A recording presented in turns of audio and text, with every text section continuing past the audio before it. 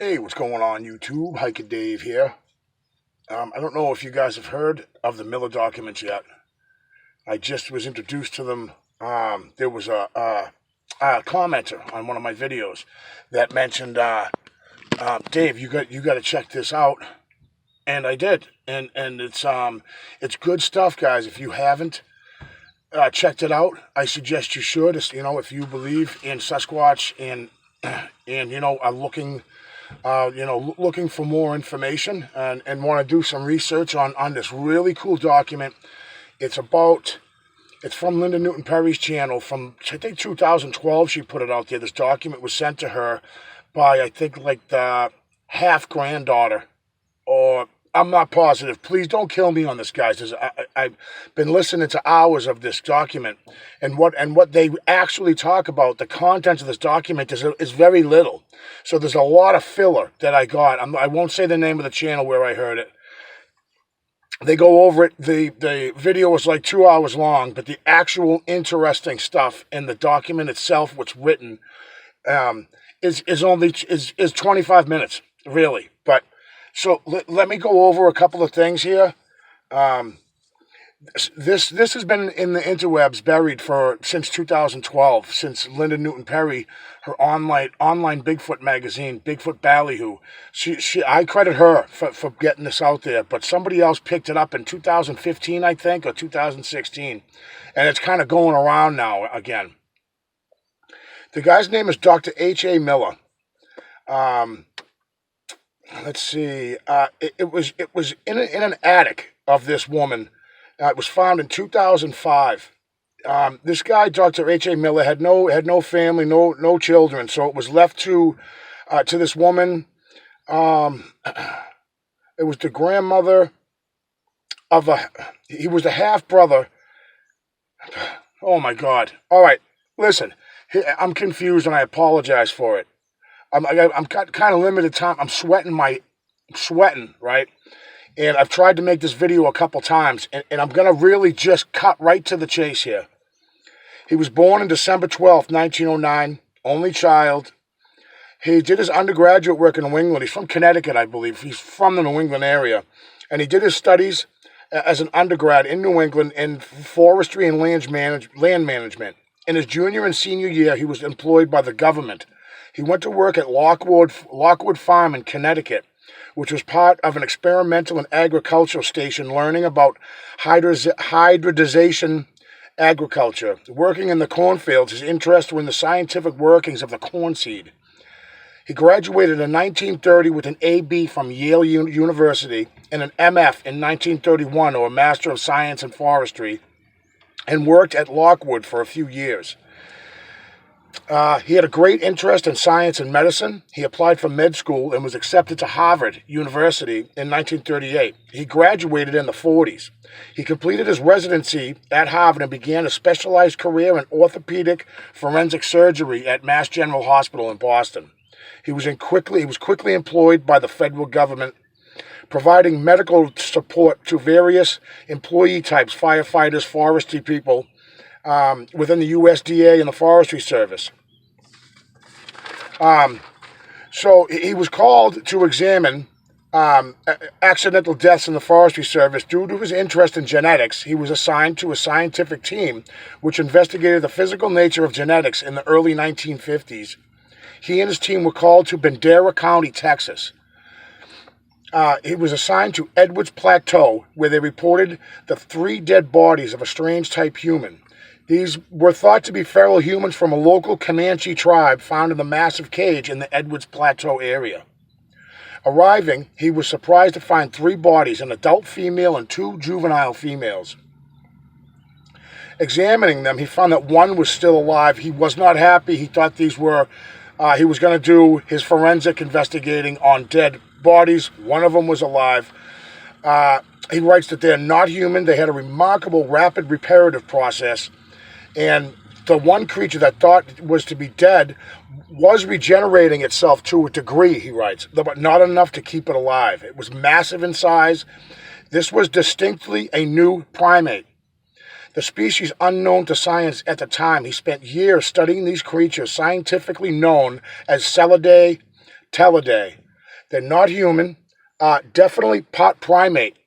I believe these papers, guys, for now. This hasn't been vetted, not proven yet.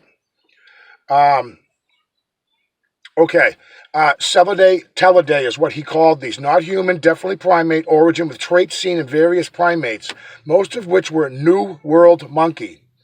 Cebidae telidae found in San Antonio, Texas, were very much like a howler monkey. And then in 62, early 63, he was notified of a large human-like creature by the Redding Forest Service in Northern California. He had the body transported to Colorado, which was, I believe, his main research facility. The body had been found under a tree by some hunters. I did a video on this, and also this story was from Linda Newton Perry's website or YouTube channel. About hunters came across this body underneath a downed tree. It was all charred up. It was burnt up. This body was very similar to the ones found in Texas with some differences. The northern version had the same New World monkey attributes, thumbs not entirely opposable, hand designed to grip, including proximal pads, making it somewhat hooked-like. The one found in Oregon in 63 had scent glands on its forearms, leaving scent marks while climbing trees. That's interesting that it left its scent as it climbed. It also had additional padding on its feet to aid in climbing. Also had oversized lower jaws, massive jaw muscles. Due to its diet, hoofed animals, mostly deer, it used these massive jaw muscles to crush bone, is what he writes in his memoirs. In Oregon, it was a female they found that was pregnant with twins. He also wrote that every pregnant female he ever did research on, all of them that were pregnant, all of them were pregnant with twins. So I don't know if that's some kind of genetic line with Sasquatch. When they're pregnant, they always have twins, but that's what he found in his research, that every one of them that were pregnant, they were all pregnant with twins. Let's see. The Oregon female, she was pregnant with fraternal twins. Again, a New World monkey. He discovered a new species and a new category was created. They were obviously bipedal, downward-facing nostrils. He speaks about a land bridge and stuff where the New World monkeys actually were thought to come over on the land bridge. He says it's the other way around, that North America is where these creatures originated, and if they're found in other continents, they're from here, North America. Whether you agree with that or not, I'm just saying what he writes in his memoirs. He speaks that they're not magical. Let's see, they actually captured one live specimen that lived only a few days. It was housed in Northern California. He writes they are not magical. They're highly intelligent primates. They have never had one in captivity that lived more than a couple of days. Captivity will never be realistic because of the size and complex brains. Like a great white shark, it cannot thrive in captivity, and they die as a protective mechanism. He also studied the Mount St. Helens bodies. He made many recommendations to protect this species, but the Department of Interior, or the DOI, has constant concern regarding the vast number of areas that this species inhabits. Impacting the national resource industry, they created protected areas for these creatures.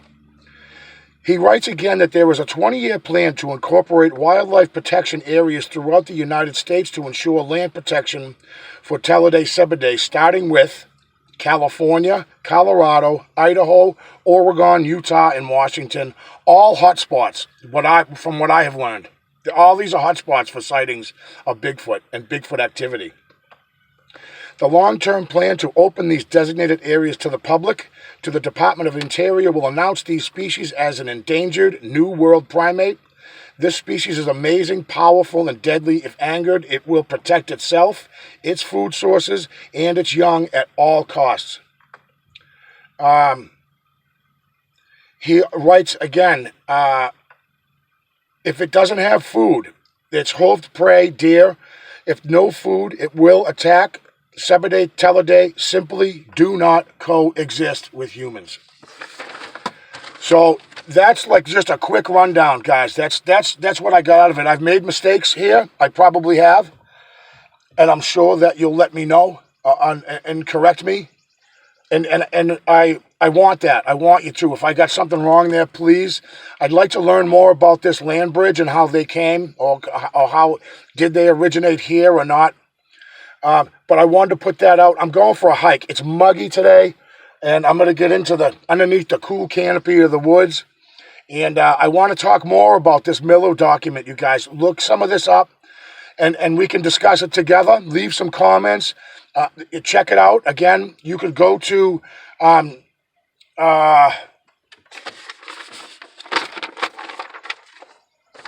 just please forgive me. I am going to say the channel BTS Live, Beyond the Strange, the Miller Doc Revisited. They're long. These videos are long. They're like a podcast. Whether I like it or not, that's going to stay my opinion. I'm going to keep it to myself. But there is about 25, 30 minutes of one of those videos that goes right through a good chunk of the document. Thank you very much for clicking, guys. And as always, I will see you on the next one.